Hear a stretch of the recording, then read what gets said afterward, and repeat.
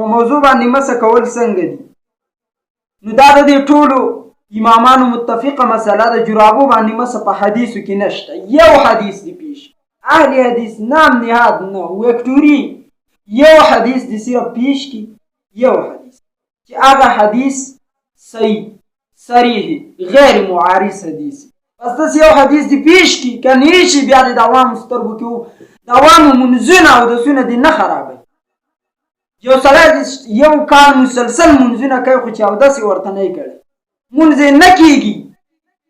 یو سړی یو کال منځونه کوي خو مخ نه یې په او داس کې دغه منځ نه کیږي. دغه شان د خپوی نزل فرض دي او داس کې د خپوی نزل فرض دي. و ارجلکم الی الکعبین د قرآن حکم دی چې خپې به ینځي.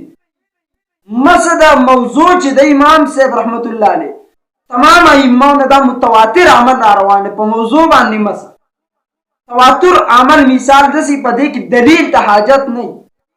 د الحمدلله رب العالمین کې دلیل غوښتو ته حاجت نشته چې دا په کم ځګین کې راغلی چې الحمدلله رب العالمین د دې کم سند دی، دا کم صحابي را نقل کړل دی، دا کم تابعی را نقل کړل دی، کم محدث په خپل کتاب کې لیکل دی. دا موږ ته په تواتر را رسیدل دي. په دې کې چې څنګه دلیل غوښتو ته حاجت نشته داسې د موضوع په مزه کې دلیل غوښتو ته حاجت نشته. د تمام ائمه متفقه مسله دا ده چې په جرابو مسه نه کیږي.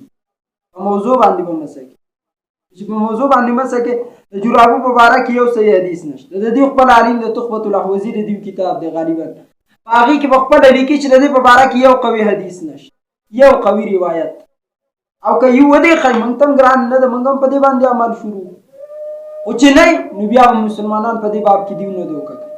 امام ابو حنیفه رحمت الله علیه د هغه پوری ما د موضوع په باره کې د مسی په حکم نه ورکا تر څو چې دلایل ماته د نور په شان روخانه ښکارا نشي.